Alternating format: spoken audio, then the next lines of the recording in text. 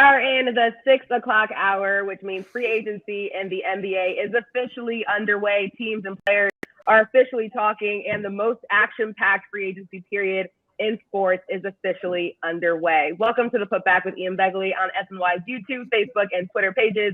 I'm Chelsea Sherrod with our SNY NBA insider, Ian Begley, and we are joined by two great guests who cover the Knicks on a daily basis. We welcome back Steve Popper, the Knicks and NBA reporter for Newsday, and joining us for the first time is Jay Ellis, host of the TheKnickofTimeShow. We'll be taking your questions, so get them in the comment section right now. But let's begin with the baseline. Ian, your most recent reporting has to do with Obi Toppin, who's been talked about for months in potential trade rumors.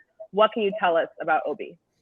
Yeah, the Knicks at the moment are seeking draft compensation in any Obi Toppin to Indiana deal. And what that would do is it would shave some salary off their books for next season.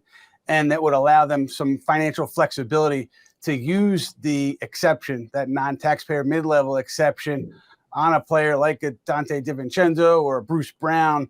And they would have a little bit of room between their total salary and the luxury tax. But really, it would also end a frustrating 3-year run for Toppin here in New York if that deal went through, because he, as you guys know, he's been buried behind Julius Randle for his entire time in New York.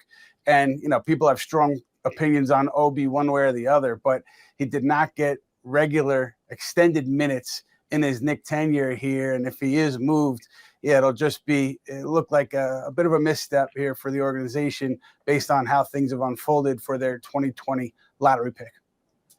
Yeah, Ian, you also reported last week that the Pacers and Knicks had talks that were more than exploratory about Obi Toppin, the trade potentially prior to last season's trade deadline. So for these talks to come about, it's pretty important. Steve, do you think that it's just a matter of time before Obi is headed elsewhere?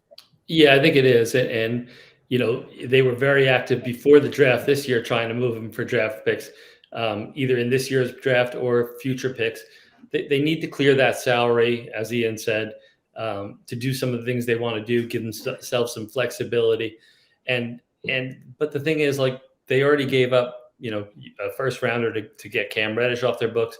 If you wind up doing this again, he was a lottery pick, and what I had heard was they couldn't even get a late first rounder for him before the draft. And that, to me, I had heard Indiana back then, Charlotte as teams possible. And look, those would be great fits for Obi, which I think is part of the idea here. They're trying to be a player-friendly organization and help him out. And look, he's also a CAA guy, and one of his representatives is Leon Rose's son. But they're trying to do the right thing by him and find him a place where he can play, get an opportunity to show what he can do. And look, the window just isn't here for him here. And he's not the only one. Look, Emmanuel Quickley, the same thing behind Jalen Brunson. These are guys that decisions have to be made on extensions off their rookie contracts. And if you're going to bring those guys along and pay them, you need a role. And there just isn't a role for Obi here. So I think I'm not surprised, and I think that it's got to happen soon to give him an opportunity to play this season and show what he can do and earn that extension. Yeah, following up on what Steve just said, Jay, is it the best move for the Knicks and Obi to part ways, or is he a bigger value to this current team? Unfortunately, I do believe it is time to just say goodbye to Obi, even though I really do love him. He does have endless potential. He's a guy, when giving starters minutes, can give you about 20 points. I can see him in the future doing like 20 and 7 if actually given the time. But the fact of the matter is he just will not get that opportunity stuck behind Julius Randle. And Tom Thibodeau is not going to play those two together. So it's just time to let Obi free. And unfortunately, when he does go free, I can see him running up and down the court and being a fan favorite for wherever he goes. So I selfishly want to keep him, but it would be selfish just to want him here just to play 10 minutes a game. Yeah, I'll add there that they have to replace those minutes. He does have a role here. There's not another guy with size in that spot. So, right now Josh Hart would be the backup power forward. So they have to kind of find a way to fill that with defense and size. Yeah, valid point. I think they can. Thibodeau also right, Steve. He said he could play RJ a little bit off the bench at power forward, obviously very undersized. But I think that he'd used RJ a little bit off the bench too at the 4 spot. But yeah, they have to figure out how to fill that gap for sure. And the interesting thing to me is you go back to that draft 2020, they take Obi Toppin, I think it was at 8. And then, teams in touch with them in the aftermath of the draft fully expected them to trade Julius Randle at some point in that 2020-21 season. And then Julius flips the script by playing like an all-star and an all-NBA player. And Obi Toppin stuck behind him. And that script has kind of played out over these past 3 years. So, yeah, it's just a tough situation. And I think, if the Knicks can find Obi Toppin a place where he can get minutes, they would be doing him a favor because he's up for a contract next summer. He's up for a contract as a restricted free agent. Yeah, Ian, a question for you. This comes from Andrew Abraham. Is a second rounder the most they would get in an Obi Toppin trade? I don't know. I would think you'd want 2 second rounders. I mean, again, you took him number 8 overall, 2020, not that long ago. And look, you can't base someone's trade value off of their draft pick at this point. Like Obi Toppin is who he is. But yeah, I would think if you're going to get second rounders, you'd want at least 2, and you'd want them projected to be high second rounders with from teams who are going to struggle in the year that you get their pick. So yeah, 2 high second rounders, I think seems realistic, or heavily protected first. Could see that as well. I agree. And I think that's something they have to make a decision on. I think that's what the market was prior to the draft this year. At some point, though, you've got to cut bait and realize that it's not going to work here and make that move. And that's not the only one. They've got to do that also with Evan Fournier. I think, they don't want to run it back with him being on the bench for another season. Good soldier last year, but, how long can you expect him to do that when he's in the prime of his career? So I think they want to find a home for these guys that works for them as soon as possible. Yeah, I agree. And I just feel like, man, this is one of the biggest blemishes of the front office thus far. And I've been largely a supporter of the front office, but this was one for the books. To have a guy who's a top 10 prospect kind of diminished and moved for second round picks or late first rounders is just abysmal in my opinion. And I feel like maybe we should have gotten a Halliburton or somebody else to fill that need if we ultimately was going to keep Obi Toppin to under 10 minutes a game. And also, I know everything is not Tom's fault and it's largely the front office, but I also feel like there were some instances where Obi Toppin could have gotten some time to shine. There was a time last season where Julius Randle was giving thumbs down, and I felt like that was the prime opportunity to at least play Obi Toppin more minutes, raise his value, and then maybe the league can see him as something else that they would like to, give more picks for. But I feel like we missed an opportunity for at least half a season in the Julius Randle thumbs down season to raise Obi Toppin's value, so we can at least get something of more value in return. Don't make me turn this into a Tom Thibodeau defense half hour. Look, Obi is not the guy that fits in what they do here. He doesn't draw double teams. He doesn't create his own shots. He doesn't defend at an elite level. That's what Tom Thibodeau is looking for. And I think unless he could give him that, he's never going to get the minutes here that he desires. And I think what Ian said is right. The intentions were pure when they drafted him. But it's funny, we're doing this on, I guess 4 years to the day of the start of free agency when they got Julius. And the intent at that time was they were all second choice guys that we were going to try and move backward. They're going to try and get value further down the road, trades. And they couldn't even trade Julius at the deadline that first year. Second year, they draft Obi. They think that they've got a guy there. And Julius from the beginning was so good that you couldn't move him. You extended him instead. And look, he's a 2-time All-NBA guy for whatever we think of what he does there. That's something that not a lot of guys in New York have done. Yeah, I think it's just all about finding a better fit for Obi Toppin, and trading him would clear a spot on the Knicks 9-man rotation, just kind of what Steve was mentioning there. And that could be for a guy like Donte DiVincenzo, who is a leading candidate for the Knicks right now. Ian, what's the likelihood of Donte DiVincenzo coming to the Knicks right now? I think it's high. I think if the money is, equal or close with DiVincenzo and other offers he'll have on the table and the Knicks offer, I think he would end up choosing New York. My assumption would be in part because of the ability to play with his old college teammates in Jalen Brunson and Josh Hart. And so I think DiVincenzo is probably going to meet with several teams here at the start of free agency, maybe the first day or two of free agency, including the Knicks.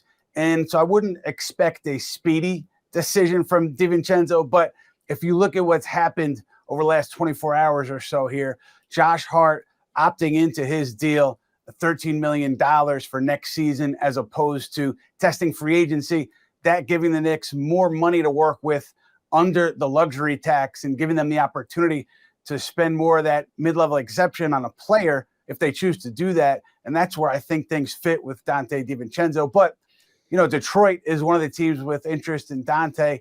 They could have some cap space to spend on an offer for DiVincenzo. The Knicks would not have cap space. They would have that exception to offer, as would Minnesota and Chicago, other teams interested in DiVincenzo. So interesting to see how it's going to play out. I don't bet, but if I was a betting man right now, I'd probably place money on DiVincenzo to the Knicks. Okay, Ian, so you're saying you're not expecting a speedy decision from DiVincenzo, but Steve, what's your intel on DiVincenzo and the timeline for his decision? Well, I heard the same thing as Ian, that he's going to meet with 4 teams over the next 2 days via Zoom. So they're going through the process. Look, as we're sitting here right now, you can see the guys who are signing. Somehow it just opened at 6:00 and guys have immediate deals in place. A lot of guys returning to their own team. I think with something like this, there's 2 factors here. One, DiVincenzo, Bruce Brown, guys like that have not had the opportunity to cash in before. And I think they want to do that. They want to explore the market, see, as Ian said, when we're talking mid-level exception, if somebody can go over that, I think that he's got to consider that now, because this is sort of the first time in their career for these guys to strike while their value is high. To me, I think there's a couple factors here. I think it's that DiVincenzo on, doing his due diligence, but I think the Knicks too are also kind of moving pieces here. We talk about the Obi move. They're trying to clear cap space that way. And I think the Knicks are still trying to be active players in the trade market. So they want to keep their flexibility. If they were signed to DiVincenzo today to say a $12 million contract starting salary with that mid-level, that really restricts them. It's going to hard cap them. It's going to take away the kind of the moves they can make on the trade market. I think that seeing the way teams are dumping expensive contracts, and being that the Knicks have some bait in that with the Evan Fournier expiring deal, I think they want to kind of go through this and see where this falls. And as much as Donte DiVincenzo is a great fit on paper, and I think that is probably the most likely scenario, I don't think they want to get Donte DiVincenzo at the risk of, we could have had Paul George if we just waited.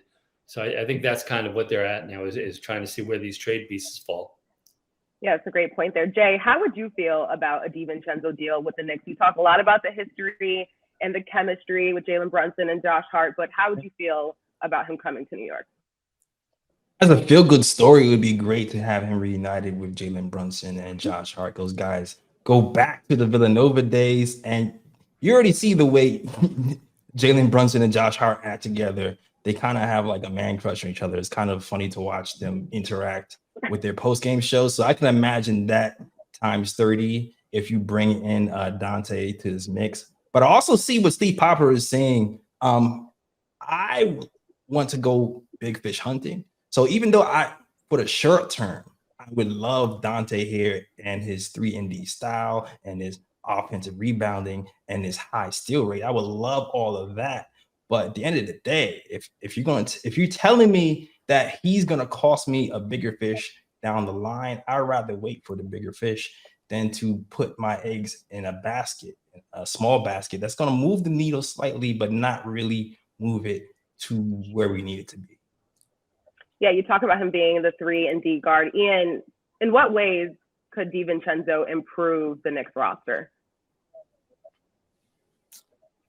Well, he's coming off a season where he shot the ball really well with Golden State. Steph Curry was 1 and Klay Thompson was 2 for the Warriors in terms of 3-point percentage. And then you have DiVincenzo. So he's coming off a great season, shooting the ball. We already know he's a really good cutter. And in terms of defense, off the ball defender, very strong, can play the pick and roll, can defend passing lanes. So he kind of fits that Villanova, Josh Hart, MO in some ways as a person who's going to be a versatile defender, going to play hard, going to make hustle plays. And so you add him to that second unit or the starting unit as a guy who, again, is going to get dirty. I think that's what Tom Thibodeau really likes. Bruce Brown.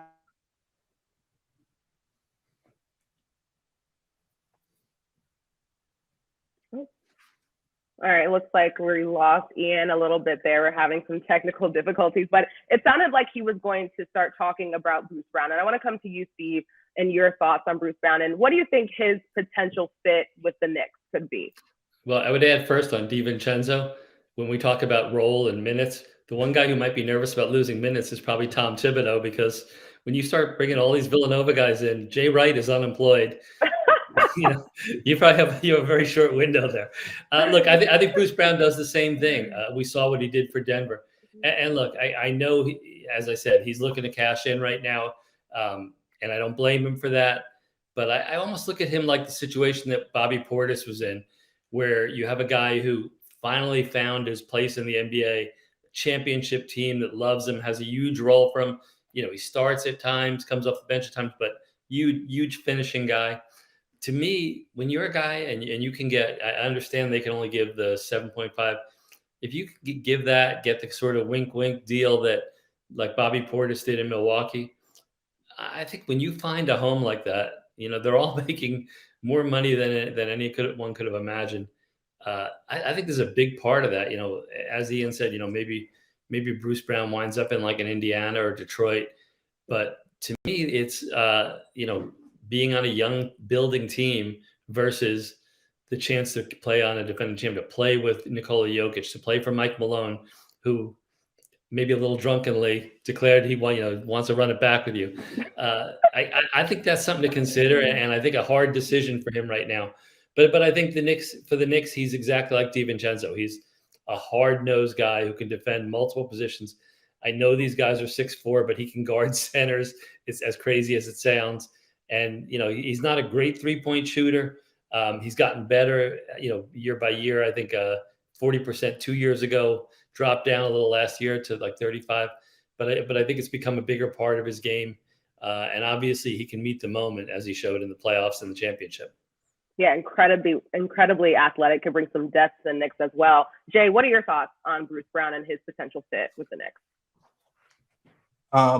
Listen, he really moves off the ball pretty well, and Tom Thibodeau loves to run that read and react offense. So you're going to need a guy who has a high IQ, who can kind of read the situation on the fly and make the correct cuts to the basket. And he's a guy who can do that, finish very efficiently at the rim. And he also has a championship pedigree and a winning attitude, something that you need in that locker room. So I love those pros for Bruce Brown coming in and playing with the Knicks. Also, he does not shrink in the small movements. I feel like he outplayed DiVincenzo in the playoffs so far.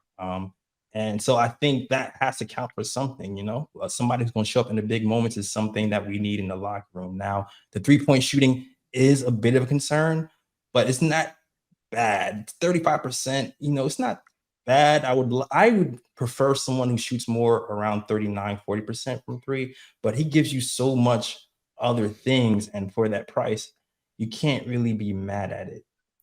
Well, I think we can end this conversation because I think Bruce Brown just signed with the Pacers. Oh, well. Oh, wow. Got some breaking news on the show. I think Woj just reported that he signed a 2-year deal with them. And I think, look, as we mentioned a second ago, that was one of the spots that it made sense for him. I think that actually probably changes the math on maybe an Obi deal there.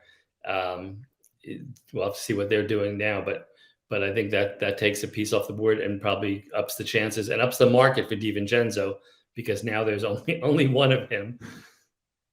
Yeah, no, for sure. Yeah, Adrian Wojnarowski reporting that Bruce Brown has agreed on a 2-year, $45 million deal with the Pacers. Wow. So yes, now he's going to Indiana. So those meetings that we expected or we projected him to have with the Knicks will no longer happen. Okay, let's talk about James Harden, because this is another guy that we've heard some conversations potentially with the Knicks, and this is a huge name. He's a superstar. Steve, what is your reaction to James Harden working out a departure from Philly and the Knicks' interest that's been reported? I mean, at first on his departure, I as much as I hate these guys moving around and asking out, I kind of understand his side of it in this. He gave up a lot of money, left a lot of money on the table last year. And I think with an understanding they were going to take care of him with a max contract. It didn't happen. They're now trying to wait him out, tell him to go find what the market is. And there is a very small market with guys who are, there just aren't teams that have that cap space. There's only about 2 spots for him. And Houston, which has the most money, has already said that they're kind of moved on from that. So I think he's in a bind. And I guess that's the danger of these deals where, the cap and the collective bargaining agreement has kind of done this. If Ian Begley wants to, sign a 5-year, $5 million deal with SNY, he can, and there's no cap.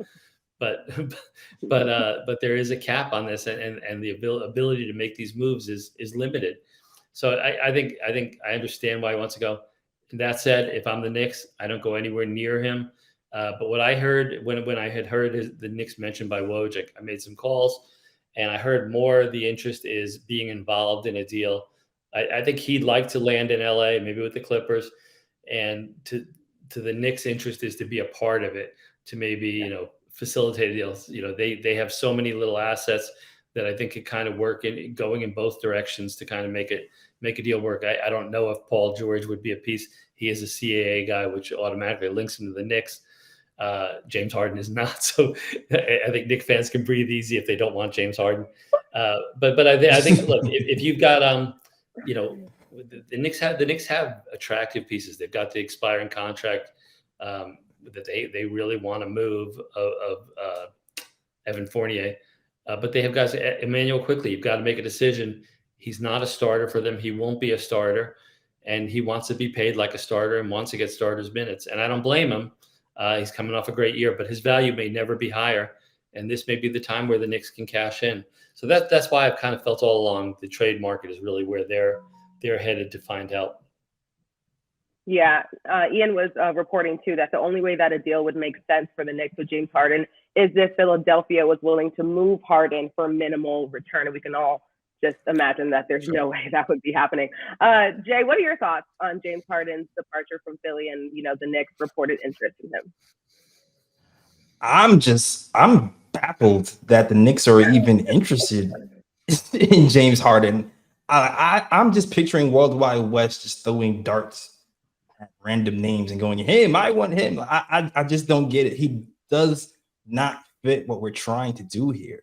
The Knicks are a team who are already very heavy in ISO offense, and we want to add a guy who was complaining that he wasn't allowed to ISO enough on that team. And you want to bring him here? To me, that's just a bad idea and a recipe for disaster. Not only that, the Knicks have built a culture here where we work hard, we stay late at the gym, we watch film. That's what we do. That's what Quickley does. That's what our team does. To inject a personality like James Harden, who likes to be in the strip club at 2 a.m. and not at the gym, I feel like sets a bad precedent for this team that can undo all the culture that we've done over the past few years. So I acknowledge that he's had 10 assists a game. I acknowledge that he's done well for himself and average 21, but I just don't see it. And honestly, I feel like he's the type of player who would get Tom Thibodeau fired. Yeah, I think he's exactly right. The only thing I'd say is not only is he in the club at 2 a.m., but those of us who covered games, he's there at 10 p.m., usually running out of the locker room to get to the club. Look, and that if there's one thing the Knicks have done right, I think is established that Jalen Brunson is the untouchable piece, and he's the centerpiece of what they're doing here. Not to say they don't want to add a better player. If they can get a superstar talent, an all-NBA guy, that's great. But what he does, they want the ball in his hands. They want him to be the leader of this team. and guys to follow, the work ethic, the way he does things. James Harden doesn't fit that.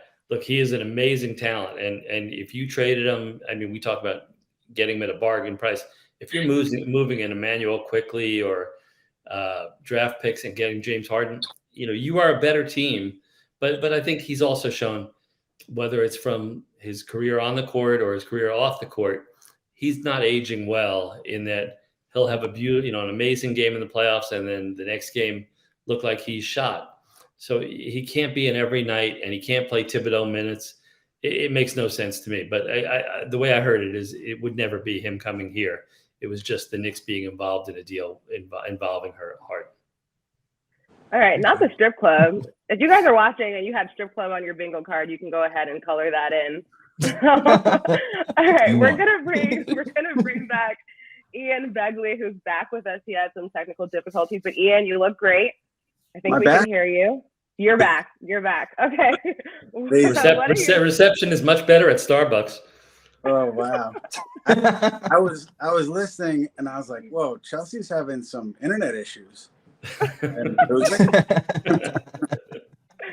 you. Okay. Ian, what is the Knicks' interest level in James Harden, and could they potentially be involved in a 3-team trade? Yeah, I know Woj reported the Knicks, and so I had heard Clippers kind of all along, and then I reached out after Woj reported that, and what I had heard was, people that were inside there was far from a uniform opinion on them going after Harden and the upside there. I think probably if they get a cheap deal where it's one of those things where Bradley Beal got moved for pennies on the dollar, or you look at John Collins getting moved for pennies on the dollar, maybe the Knicks would consider it then, just because it would be good from a team building perspective. But I can't see them aggressively pursuing James Harden at this point, based on how they've gotten to this place, right? They're in a pretty good place right now. So for James Harden to be the big move, and then if you're trading stuff for him, you'd want to re-sign him. Just can't see it. I think that with the Clippers, we talked about earlier how they had some interest in Paul George. If for some reason the Clippers trade for James Harden and then trade Paul George, which would be strange to me, maybe the Knicks could get involved there. But I would assume that the Clippers would want to keep Kawhi, Paul George, and James if they go that route and bring in James Harden from Philly. Yeah, it seems like the Clippers are a lead suitor for him. Ian, I just want to revisit this Bruce Brown news that he signed and agreed on a 2-year, $45 million deal with the Pacers. What, according to Adrian Wojnarowski, what is your reaction to that news, and how does this affect Obi Toppin at all? Yeah, it doesn't affect Obi. I mean, I haven't done the math off the top of my head. I don't think it would affect Obi, but it's not really surprising because, Bruce Brown, you remember last summer, right? He didn't have many suitors at all, and he was coming off a year with the Nets, and he was kind of left at the end of free agency, scrambling a little bit. And here he is coming off a championship year with Denver, played great, integral piece. And I would have just assumed that he was going to not go for the most money, period, but if somebody threw big money at him, that he'd be excited. And if it was the right fit, he would take it.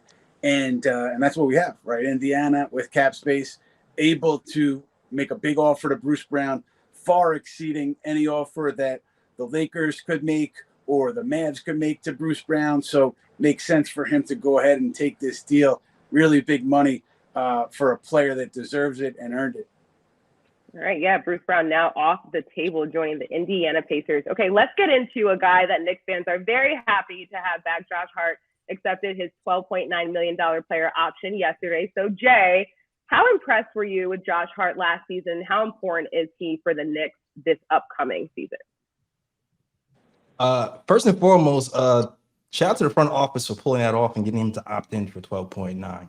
But Josh Hart, man, he was such a huge part of what we did. If you remember last season, the Knicks, they struggled closing a lot of close games. Our starting unit was pretty much a net positive and was on top of the league in their scoring and defense. But when it came to that bench, the bench for the Knicks really let us down a lot of times and lost us a lot of close games. The Knicks-Bucks game really came to mind. But when Josh Hart entered the scene with the Knicks, he kind of was that reincarnation of John Starks and infused the energy, the toughness, and just the know-how to know when to play hard, had a nose for the ball, had a nose to steal the ball, and he just made big plays in big moments. And you saw towards the end of the last season, a lot of those close games we started winning, and that's all because of Josh Hart. And not only that, he actually did a great job helping us win versus the Cavs. So this is a big win for Knicks for their continuity, to solidify their bench, and also give us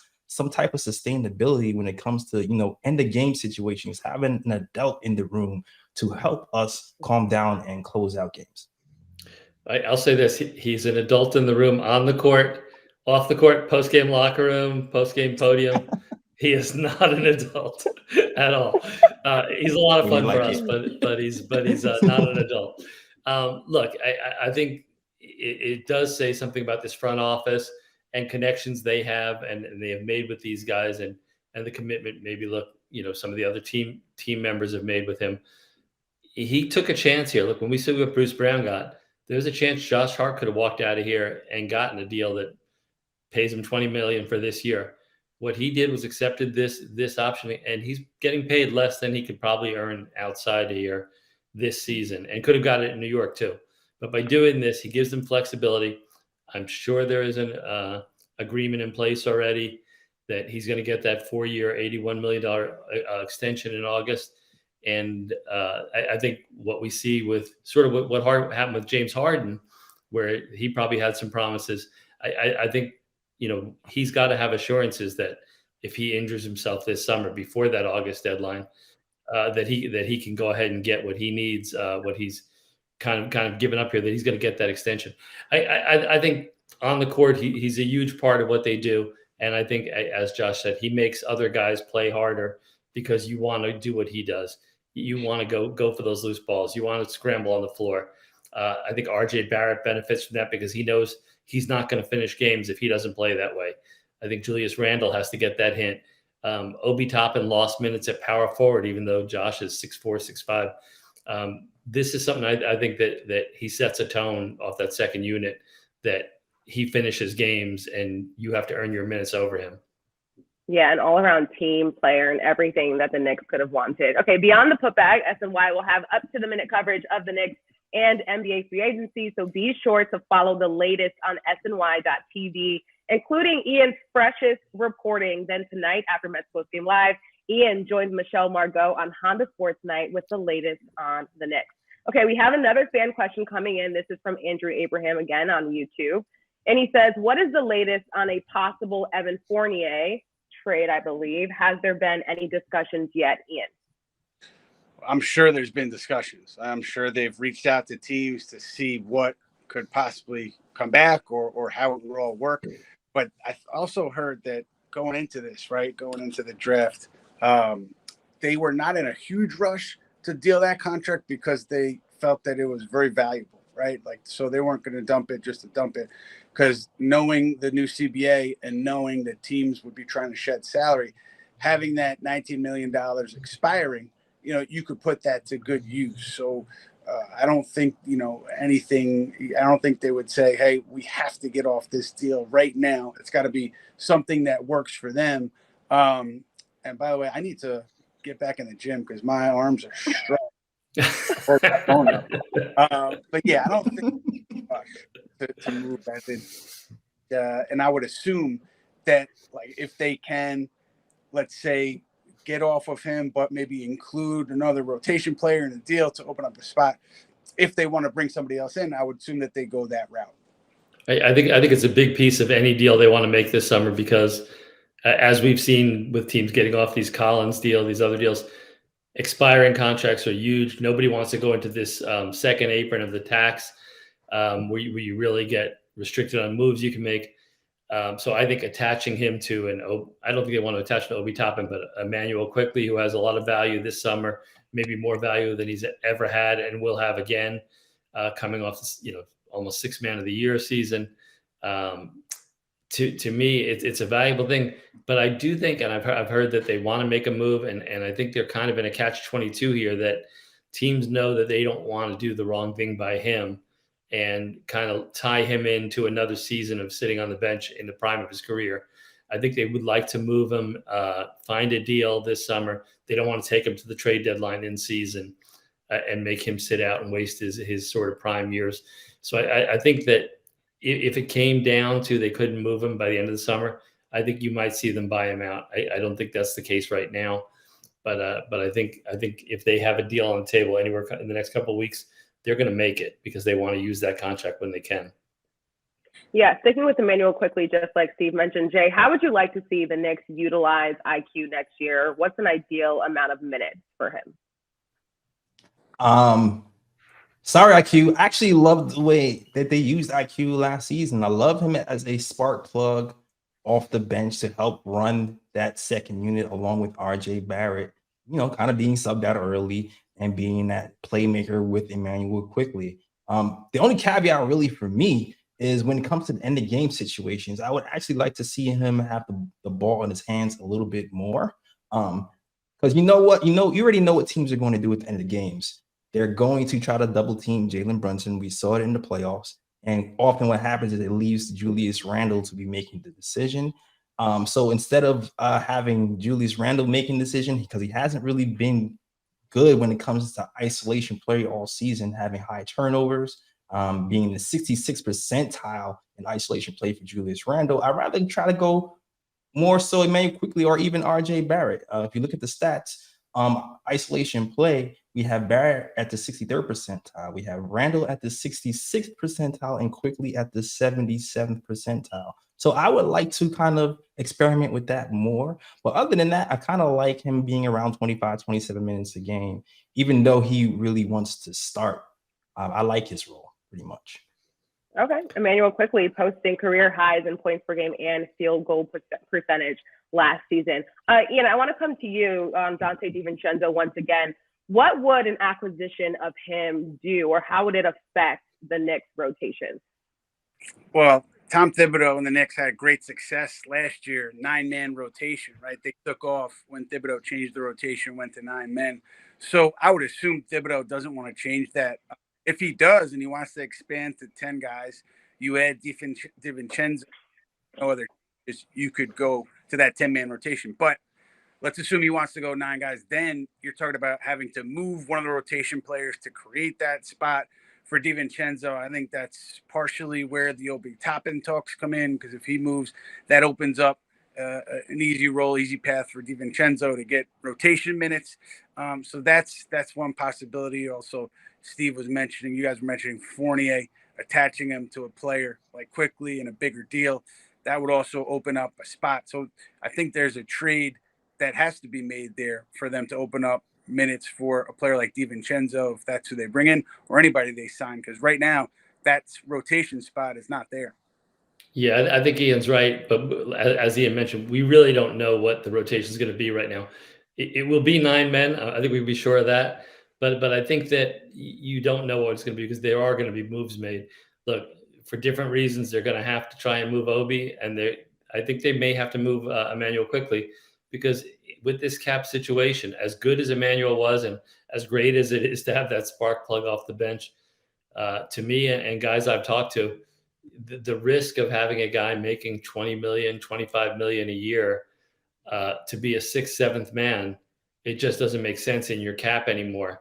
And as I said before, I just think his value right now might be as good as it's ever going to be. He's coming off a great season. He didn't have a great playoffs, but I think coming off a great season, making the low salary this season, a team gets him at a cheap price this year before having to extend him. I think this might be the high point for value for him.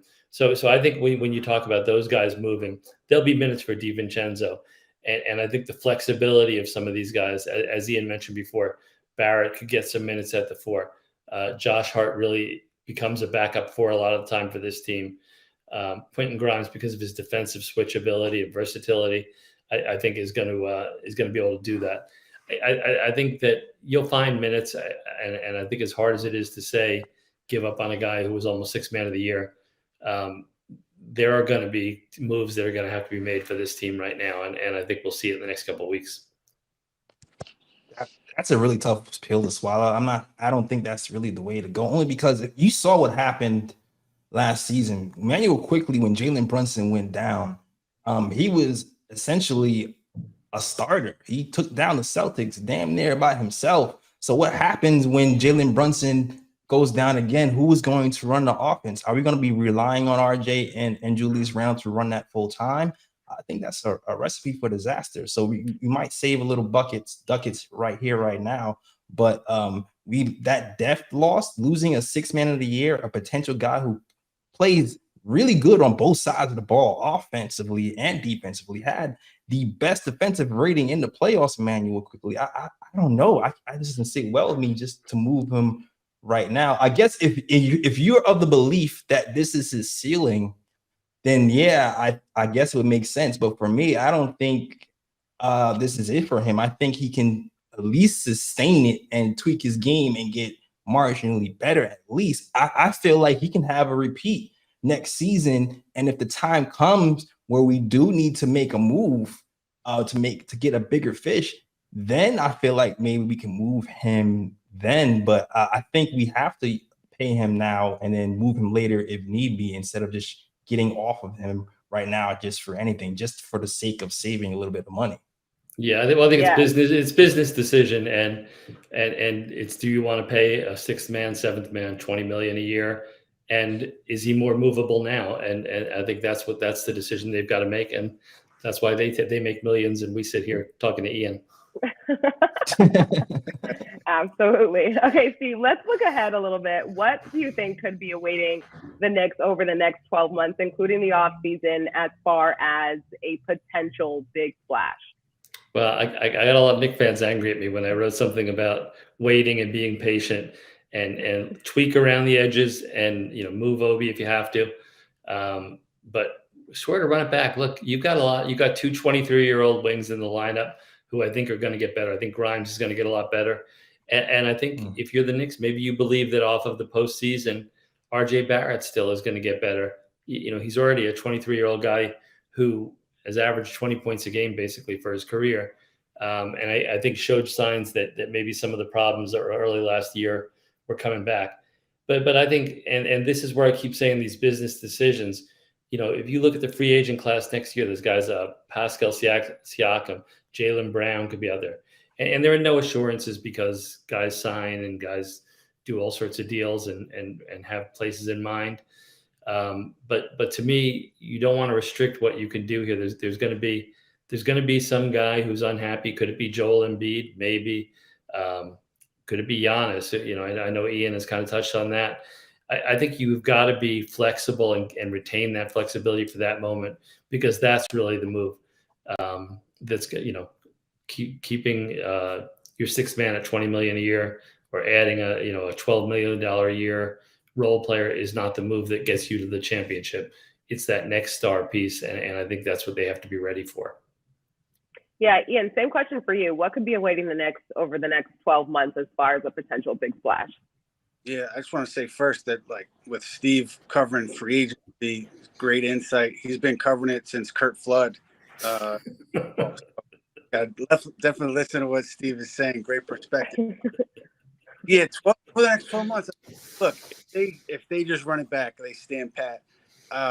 Coming off a 47-win season, you're betting on internal development. Look, the bet makes sense, right? But I do think, too, that you can't take a step back. I mean, saw how that happened after the Atlanta series. Took a step back that next year, and things got a little chaotic. So you have to, if you're making that bet, you also have to maintain or improve what you did last season.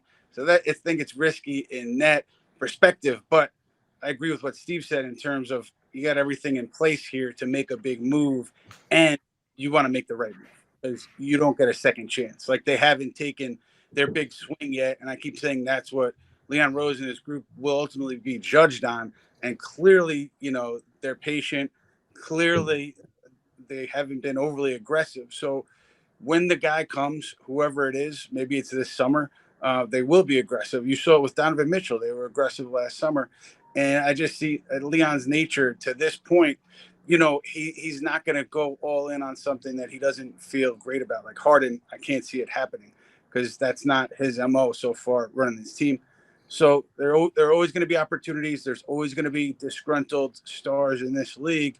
And so if they run it back, you just wait for the next one and see what comes about. Yeah, I agree. I'm definitely for being patient and running it back. I still feel like it's important to keep at least most of our core together. But like I've been there through the times where the Knicks have rushed the process. I've been there through the Isaiah years. I've been there when we traded everything for Anthony McDyess. Been there when we paired Stephon Marbury with Steve Francis just because Steve Francis was the big name and that didn't make sense. Like we can't just throw our hat in the ring because it's a big name. We had enough success in my eyes anyway to kind of just be patient and be more surgical and not just spread bullets wide. So I think if we make the right move with the right fit at the right time, it'll benefit us. Because I feel like the wrong move at the wrong time can set us back 3 or 4 years. So I'm for being patient. All right. Speaking of big moves, Ian, coming to you with this fan question from Logan S. Washington via YouTube.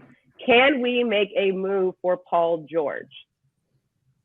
Yeah, the answer, Logan, is yes. You have the draft capital to do it. You have the players to do it. You can trade as many as 8 first-round picks right now.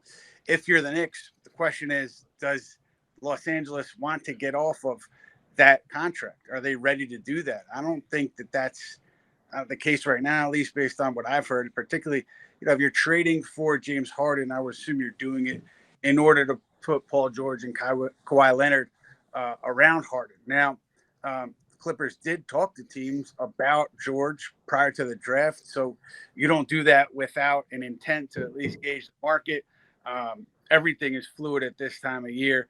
Maybe something happens that causes them to change their thinking, move off of Paul George. And in that case, I would assume that the Knicks would certainly be in touch with them, be somewhat aggressive, because I do know, I mean, it's obvious, but people over there see Paul George as a fantastic addition for this team, coming off a 47-win season, a player that could fit right in, moves the ball well. Yeah, health is obviously a concern, but there's no question that he can help this club if healthy. So they'll be aggressive if he becomes available, but we still don't know if the Clippers are willing to do that just yet.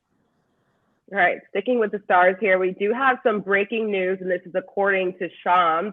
Kyrie Irving is returning to Dallas on a contract that is 3 years, $126 million. So, Ian, I would love to get your reaction to this news on Kyrie sticking with the Mavericks. Yeah, I mean, all along, Dallas was going to offer Kyrie the most money. And so I know that after the season, I think Phoenix had interest in trying to do a sign and trade with Dallas for Kyrie. The Lakers were also in touch with Dallas right after the season, trying to do a sign and trade for Kyrie. But Dallas didn't like any of those offers at that point. So you look at the board, and Dallas was the best option for Kyrie Irving now. And I think they were comfortable with the idea going into this process of having Kyrie back this coming season and seeing how things could work with Luka Doncic over the full season. So, this was always the most likely outcome. There were outlier outcomes, sign and trades, but given that Dallas had given up what they gave up to get Kyrie, given that they could offer him the most money and the biggest deal, this was always most likely outcome here with Kyrie Irving going back and seeing how things play out there with he and Luka Doncic in Dallas. All right, Kyrie Irving reportedly signed a 3-year, $126 million deal with the Dallas Mavericks. All right, Jay, coming to you, what would you like to see from the Knicks over the next few days in free agency? Listen, I'm a guy who's patient, so I don't like to make the big swings for the sake of making the big swings. I like to get the right player. For me, I'm looking at Jalen Brunson, and we need a wing here, a defensive two-way wing who could put the ball in the basket, who can hit threes, and who can play defense. So I'm waiting on somebody like that, at least close to that. So if that guy is not available, if it's not a Jaylen Brown, if it's not a Mikal Bridges, then I will punt. I will punt on this season on making a big move, keep this team intact, and take another swing next season when there's bigger stars available. So that's really what I really want to see. And also I would do the right thing by Obi. I'm a huge Obi Toppin fan, very huge Obi Toppin fan. But I selfishly want to keep him in a Knicks uniform. But I already know he's hurting, so I think I would move Obi. And instead of, I know we want to get more shooting here, but maybe we take a look at Kevin Martin Jr. or something, get some size in here, and not another guard to maybe even block Miles McBride's progression. You know what I mean? I think I would do something along the lines of that. Yeah, they definitely need more perimeter production for the Knicks. Steve, what are your expectations for the Knicks over the next couple of days? Well, I think it's already a win that Kyrie landed somewhere else and can't be in New York. That's a win for the Knicks. I think, as Josh said, I think patience is the thing here. The right guy will come along, and look, would it shock me if somehow Karl Anthony Towns comes here? Wouldn't shock me, but do I think it's the right move? I don't think it's the right fit. I think Paul George is the one guy right now you could see contract-wise, age that he still fits. The type of guy he is, I think he would fit. But I just don't think you rush into a deal here. I think there's going to be guys out there, and I think everyone is up for grabs on the Knicks, other than Jalen Brunson. I don't think there are any untouchables on this team. I think for the right deal, they'll move Julius Randle, they'd move Mitchell Robinson, they'd move RJ Barrett, obviously. And I just kind of feel like something is going to come up here with the connections they have. Look, if Cleveland struggles, and not that I think they will, does Donovan Mitchell get his wish and come to New York in a trade? Or free agency in another, whatever it is, another year. I think being patient and getting the right guy here is the thing. I think, as Josh said, a two-way wing right now is the ideal. I think for now, you hope that the shooting improves, that Quentin Grimes taking more of a prominent role, a second full season with the team as a starter. I think it would be, he's a guy you're looking to kind of step up in that role. And I think RJ Barrett, you got to hope that his work, he goes back to being a 40% three-point shooter. I think the pieces are there. They can get through this and be a team that's respectable this year. And maybe that's not good enough, but it's the building blocks you need. Yeah, Ian, same question for you. And you've mentioned running it back for the Knicks. What are your expectations for them over the next couple of days? Yeah, the only place I'm going to disagree with Steve on is Julius Randle. I don't think they would move him. It would have to be something that I can't even foresee for them to make that move for various reasons, a lot of internal relationships. I just can't see it. But I think any other player outside of Jalen Brunson certainly would be moved for the right deal. I think, Minnesota is certainly a place to look for. Anthony Edwards is going to get paid. Towns has already gotten paid. It didn't work year one with Rudy Gobert and Karl Towns. They have McDaniels that they have to extend. That's a big bill for a team that, they were middling, let's be honest. So there's financial considerations over there, and I would assume that they're going to explore some options, whether it's Gobert or Towns, to see what's out there. So would not be surprised there if there were at least conversations. I'm with Steve. I don't think that's the fit, but I think that's what the next few days will look like. It'll be DiVincenzo waiting to see what he decides. It'll be an Evan Fournier or an Obi Toppin trade, or if there's a bigger deal to be made, I think that's where the Knicks will at least poke around and see what can be done, what can't. I don't think you're going to see anything outside of that realm. So you keep an eye on DiVincenzo. You keep an eye on the trade market if you're a Knicks fan over the next few days. Yeah, I agree. But you got to consider Julius's contract now makes him a very attractive piece. In a couple of years, he's eligible. He's eligible now. But if you're talking about an extension for him that brings him into that 40-something million range, that's a different deal and a different value you've got to put on him. So I think that's one reason you consider a deal for him. But I agree with Ian.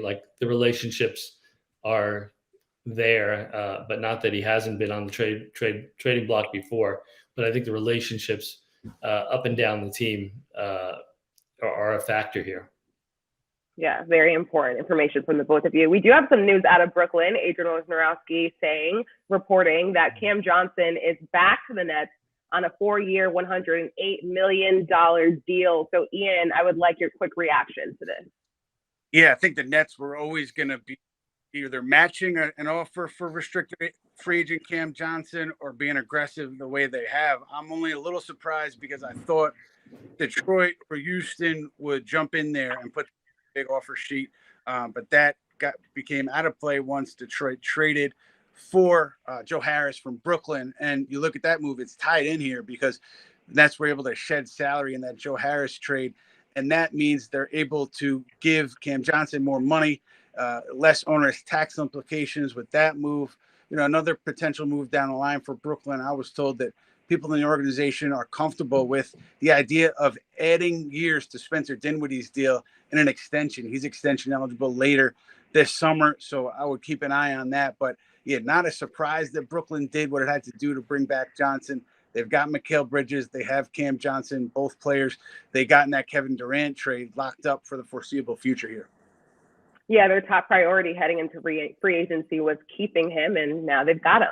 Okay, that will do it for this edition of the Putback with Ian Begley. Our thanks to Steve Popper of Newsday and Jay Ellis of the Nick of Time Show. Give them both follows on social media. Once again, Ian will be on Honda Sports Night tonight after Mets postgame live for the latest. So check out SNY and SNY.TV. The season 3 finale of the Putback with Ian Begley is Thursday, July 6th at 1 p.m. So be sure to add that to your calendar. For Ian Begley